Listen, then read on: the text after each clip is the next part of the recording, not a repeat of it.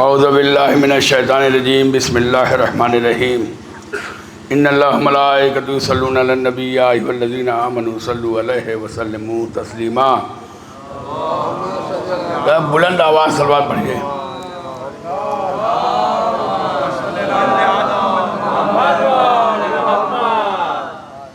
الصلاۃ والسلام علی اشرف الانبیاء والمرسلین اولین وآخرین خاتم النبیین جد الحسن والحسین ابی القاسم محمد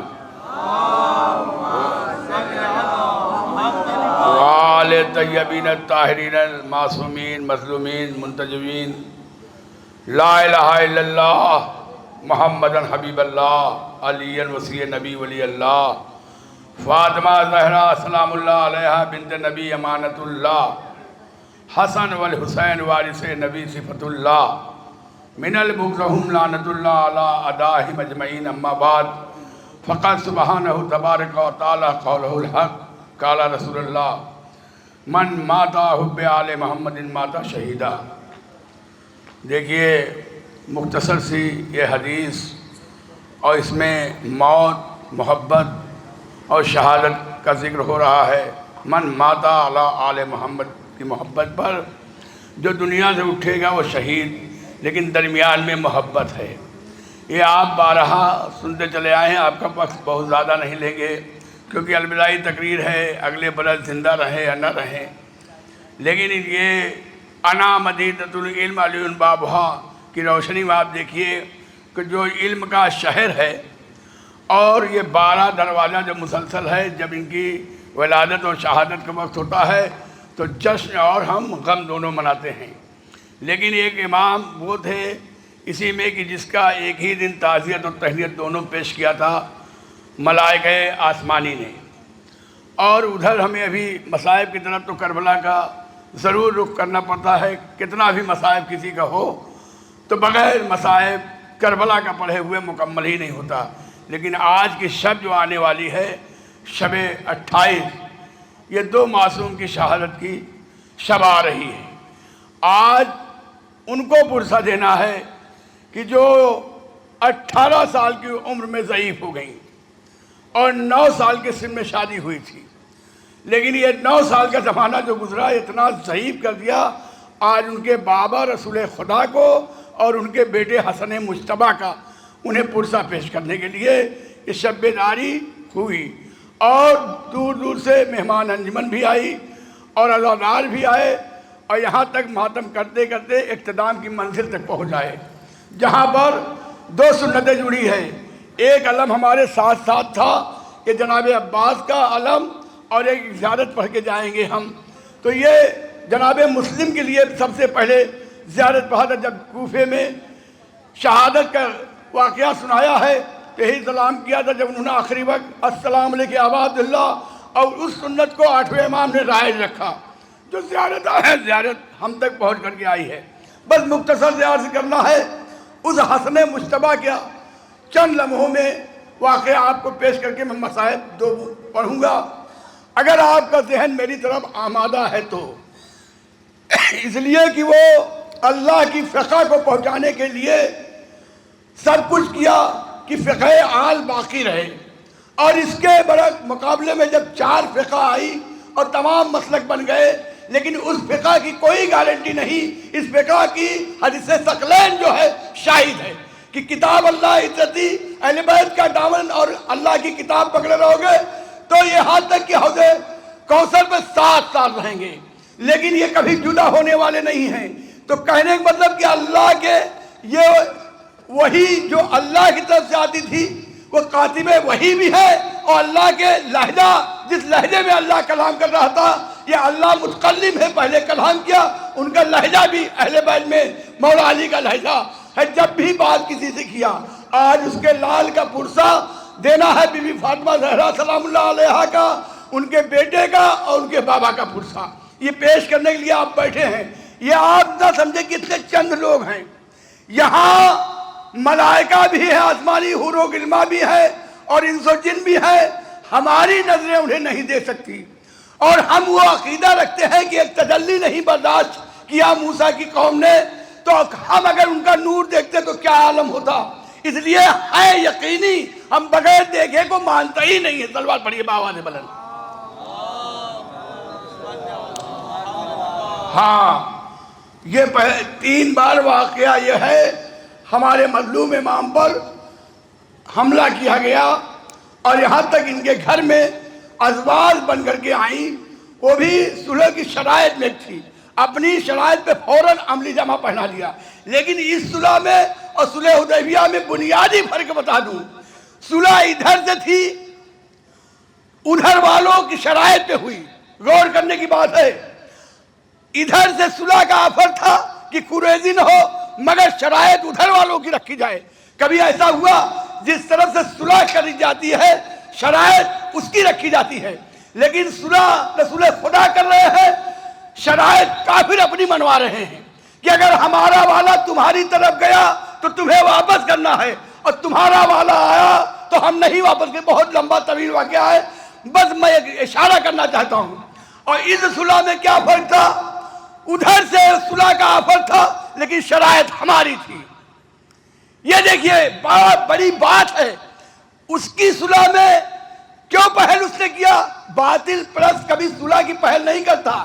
جہاں وہ پھنستا ہے کہ اس کا تختہ پلٹنے والا ہے, اس کی نسل کا پردہ اٹھنے والا ہے, اگر وہ نہیں صلح کرے گا تو وہ جو ہے جہنم کا چہرہ یہی نظر اس کا آ جائے گا.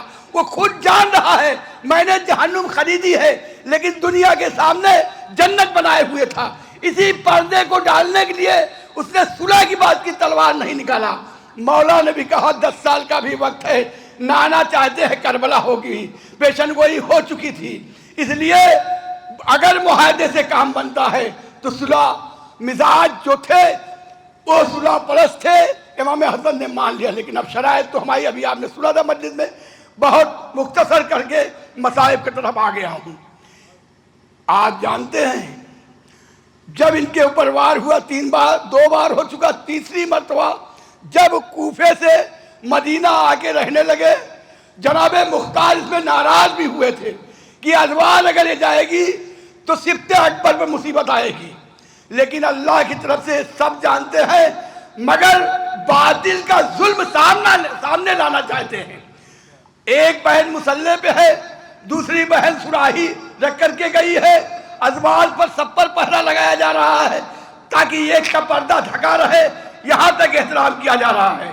لیکن اسی اشنا میں وہ آ گئی. جناب عباس نے چاہا روکیں لیکن نامحرم جا سکتی ہیں اپنے شوہر کے حجرے میں, نہیں دخل کیا. لیکن روکنا تو بہنوں کا کام تھا, بہن مسلح بھی تھی, دوسری بہن سراہی لے کر کے پانی لینے گئی تھی. یہاں ایک گلاس دوسری سراہی جو رکھی ہوئی تھی خالی, اس میں پانی تھوڑا سا تھا. یہ آئی فوراً اپنا کام کر دیا اور اس میں وہ زہر ہیرا ڈالا. کیا زہر تھا؟ ایسا زہر تھا. اب بہن جب پانی لا کر کے اس سراہی میں ڈال رہی ہے تو ان کو نہیں معلوم پہلے سے اس میں آ گیا ہے میرے بھائی کا وقت. اور اس کے بعد پانی جب دیا تو اب وہ اس طریقے سے کاٹنے لگا جگر کو. کہا بہن زینب, زیادہ نے کام اپنا کر دیا ہے, یہ اشد کی بیٹی اسی لیے آئی تھی, اگر نہ پیتا تو اس کا ظلم دنیا کے سامنے نہ آتا. پی لوں تو میں جاؤں لیکن ہم تو دنیا میں باقی رہنے والے ہیں, اس لیے فیصلہ میرا اٹل ہے کہ ظالم کا ظلم سامنے لانا ہے, ہمیں ظلمات سے انسانوں کو نکال کے نور میں ڈالنا ہے. بس اس لیے انہوں نے نوز کیا اور جگر کے ٹکڑے کٹنے لگے.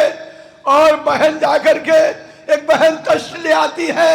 اب جب زہر پھیلا اور ٹکڑے کٹ کٹ کے گرے, 2 بھائی آ گئے, امام مظلوم امام حسین اور جناب عباس. اے بھیا کہا ام فروا کو بلاؤ, قاسم کو بلاؤ. قاسم کا گریبان جا کیا, اے بیٹا قاسم ہم تمہیں کربلا کے حوالے کر رہے ہیں.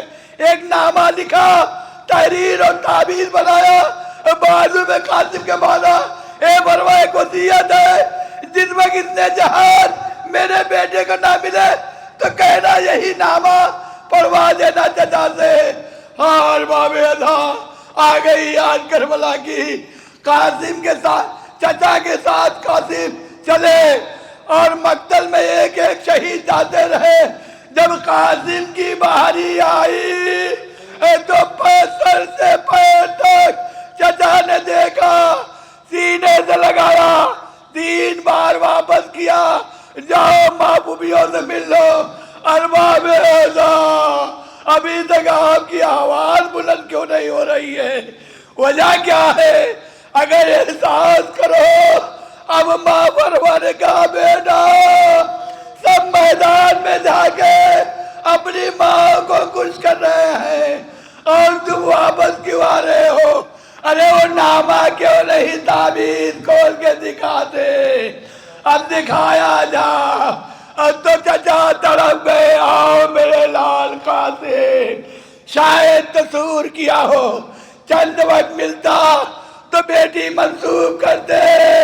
ارے جناب باپ کا سوچنا, آج تک دنیا میں مہندی نکل رہی ہے, ورنہ ایسے میں کہاں شادی. وہ ویرانہ, وہ دست بلا پیاسے ہیں اس دشت میں, لیکن اشکیا سے سوال آپ اس وقت کیا حجت تمام کرنے کے لیے. میرا آخری جملہ سن لیجیے. لیکن قاسم کو بھیجا چنانچہ اب جب تیزی سے نکلے بڑی آنن بہانن میں کہیں پھر چچا واپس نہ پل ڈالے.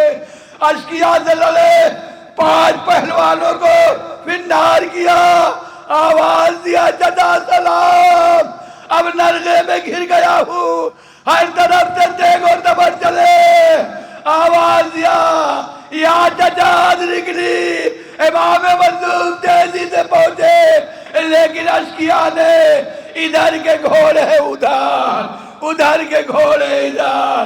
اب امام پہنچے تو گٹری میں آپ نوحہ سنتے ہیں کہ ٹکڑوں کو لے کے خیمے میں آئے. ایک بارگی آواز بلند ہوئی, واہ قاسمہ, واہ اکبرہ, واہ محمد, لعنت اللہ علیکم. ماتم حسین.